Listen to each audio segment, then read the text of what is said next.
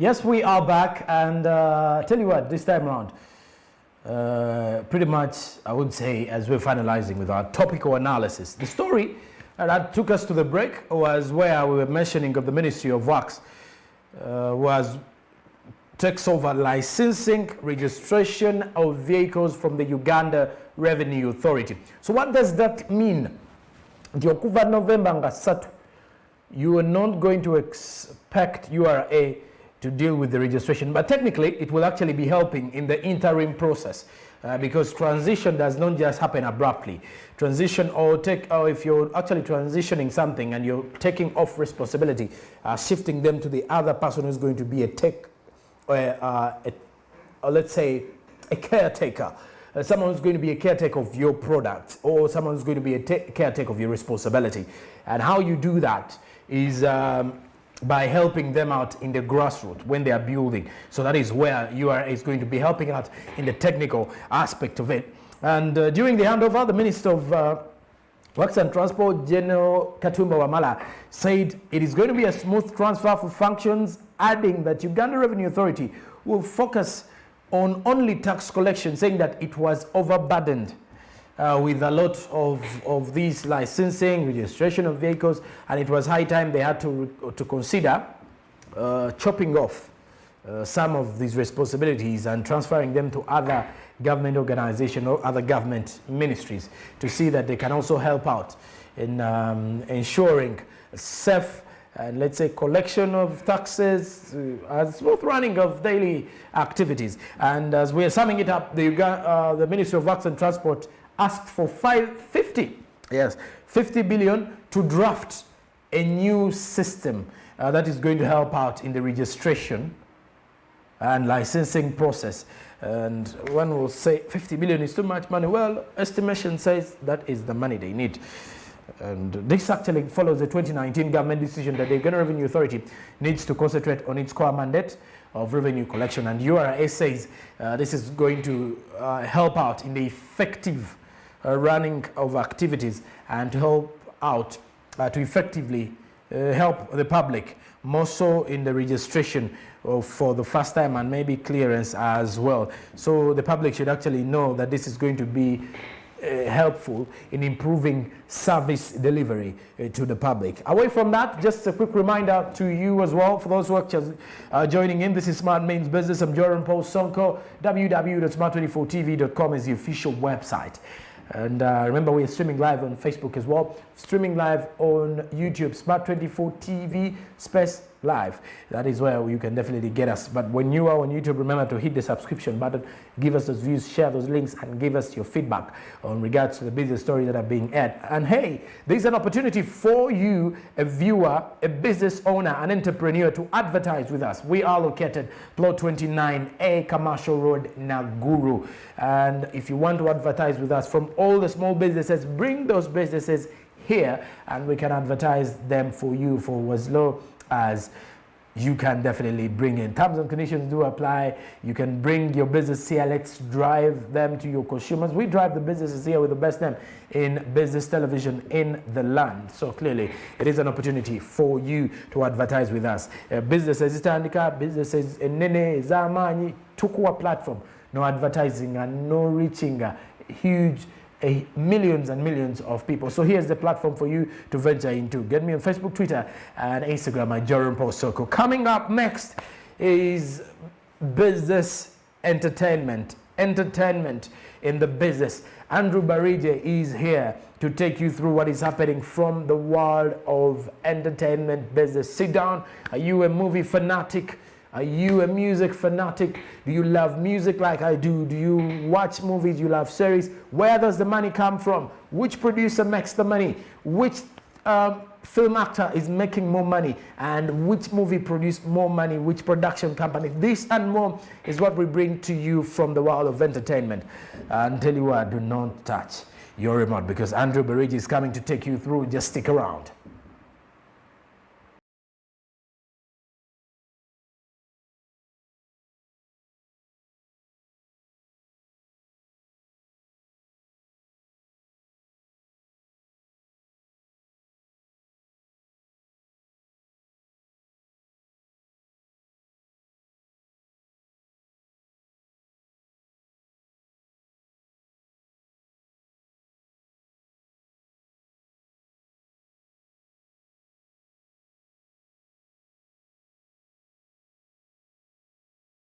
Smart means business, as we are taking you through this other segment of the entertainment business news.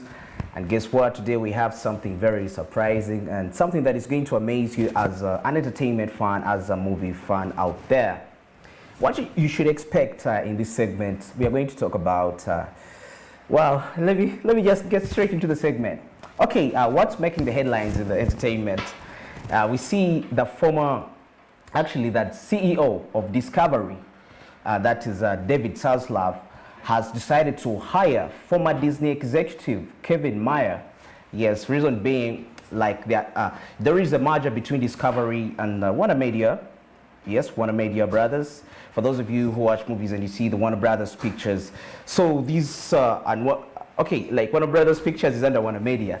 So Warner Media and Discovery are planning to merge, and in this incident, the CEO of Discovery decided to hire an executive of Disney to come and give them some to be like a streaming consultant. Yes, this has been seen after, I think it was 3 weeks back, when we saw Disney surpassing Netflix via streams, whereby like the subscribers for Netflix seem to be really growing at a very alarming rate. So I think this has really attracted him talking about Warner Media. Warner Media is actually owned by a company known as AT&T, that's American Telegraph and Telephone.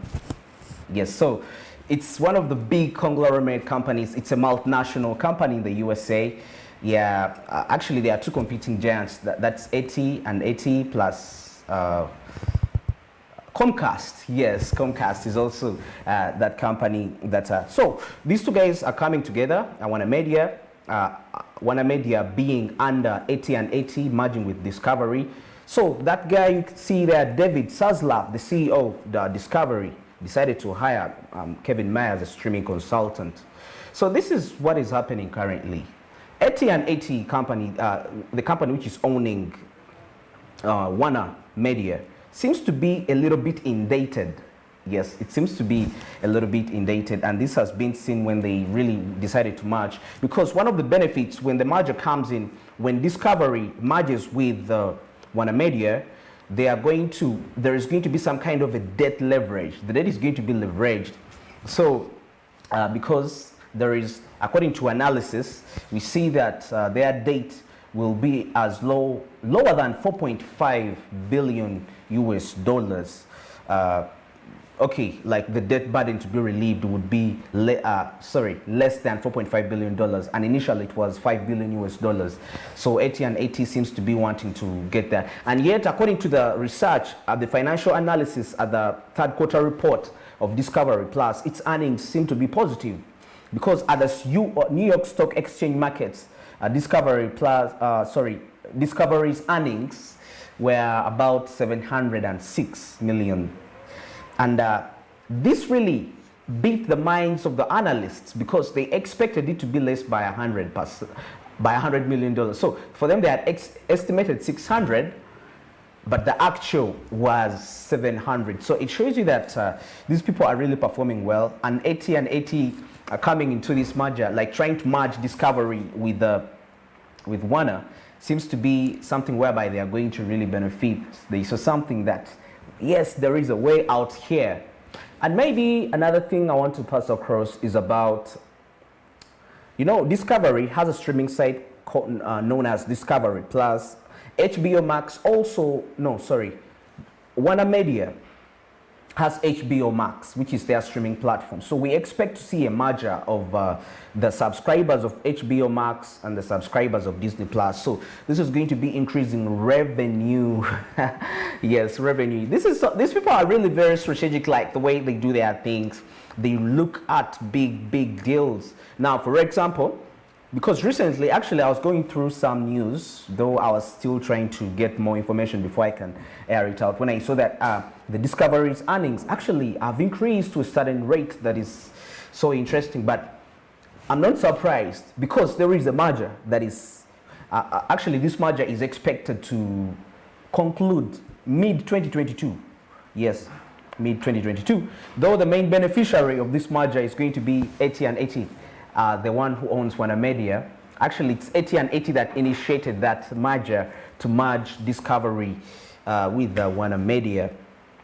Now, during the report, the CEO, David Zaslav, the CEO of Discovery, further says that the reason as why they hired this guy, Kevin Mayer, to be the streaming consultant is because they want to be at par with the streaming giants, Netflix.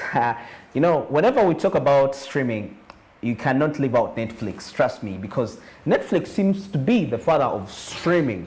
Let me say that. We can't leave out Netflix. No wonder he had to mention about Netflix. Though still, Disney Plus superseded Netflix in terms of streaming. I think this report came about 3 weeks ago. So he says they want to be at par with the streaming giants Netflix so that they can try to battle it up. You know, it's interesting. It's really interesting that every streamer out there right now is looking at trying to beat Netflix.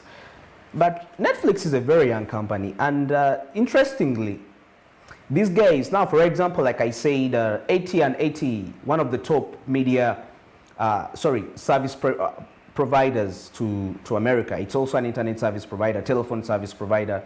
That's American Telegraph and telephone. Telegraph, really? Okay, anyway. So that makes it to be like, it keeps me thinking, why can't HBO Max be at the rate of Netflix, yet they're among the people that are in the system, let me say that. Because AT&T owning Warner Media makes Warner Media own a conglomerate of channels, you know. Quite so many channels, Warner Brothers Pictures, there is, which other channel? I think even CNN. Yes, CNN. So I'm trying to think, though CNN has a private ownership of Teddy Turner, but there is a way they contracted with Warner Brothers. There is a relationship, there is an understanding they have together. So I'm trying to imagine, why can't HBO Max outcompete Netflix? Why do they even have to refer to Netflix as one of the streaming giants? To me, when I look through this, because now we see Comcast, we know Comcast is one of the big, is the second actually. Then AT&T comes first, you know. AT&T owns Warner Media, Comcast, Universal Pictures. And Universal Pictures, Peacock, is not really streaming well. Then I'm trying to think, why, what could be the secret, you know? Can I say sometimes it's not really about money. It's not that actually you need to be a billionaire CEO to dominate the market. It's what I used to think sometimes. But at some point it still works, because as we are going to look into the stories, you will realize, because I'll bring still the comparison, Comcast, AT&T, because each of them, their studios have a movie that is dominating right there. So to keep that aside, let's get into the top selling movies on the box office. Yesterday, with the interest of time, I didn't talk about them like with an analysis. I just briefly talked about what they are grossing. So the movie which is really making, which is on everyone's mind right now, which never leaves anyone's mind, that's No Time to Die, 007, James Bond. As we know, actually, this movie marks the end of Daniel Craig's reign in the James Bond series. Yes, Daniel Craig, bye-bye, Daniel Craig. I'm going to miss you. Okay, now this movie, coming to the weekend, the last weekend, the movie grossed, it hit $600 million US. And interestingly, this has been as a result of China, the market of China. Chinese really like those Hollywood products, because in China it grossed about 28 million US, and making it the third best grossing movie of the year in the Chinese market. Wow, very interesting. Chinese, you know, Chinese only, like, it's not only into America's, you know, China is one of America's biggest markets. Not only just commodities, but also movies, entertainment. And it's interesting that when a movie gets a higher rating in China, I've been observing this. I don't know for the movie viewers out there if you've been really so observant. When a movie makes it really big into the Chinese market, in most cases, they don't just play it off just like that. So you, like, I know some of us, we're waiting to get those copies on DVD. I know guys are sharp. Some people already got the copies, maybe. But such movies, when they gross big in China, they don't just play them off. Yeah, they don't just play them off. Because I don't know why China. Now, another market where this movie really made it so big, that's the No Time to Die movie, was the market of which this country, UK, the United Kingdom, because actually what they act about is about the MI6, the military intelligence sector 6, you know. so James Bond is a 00 agent, and you know, this whole thing, they go this and that. So UK, it grossed 1 million. Yes, 1 million US no, 1 million pounds, not million US dollars. They use pounds, no, and they're so proud of their pound sterling. And it has surpassed movies that have been dominating the market for all time, because recently, before No Time to Die came in, there was this movie Titanic. Yes, it was grossing big in the UK. It was one of the most grossing movies in the UK.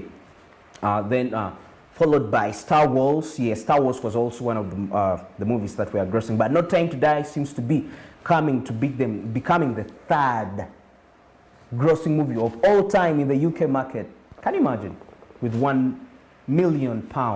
Yes, 1 million? Yes, £1 million grossing about that money. So, and you can imagine this is a movie that is barely 3 months old, actually, if I may say that.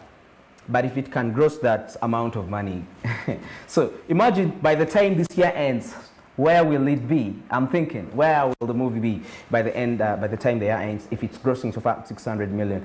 Because currently, when we hit the weekend, it was what? It was 600 million, but before it was about 550 million. But now it entered the gross, it's grossing big. Now, other markets where this movie has been really making so much money is the market of Germany. Its market share is about 62%, because when you try to convert everything, that brings it to 28 million US dollars.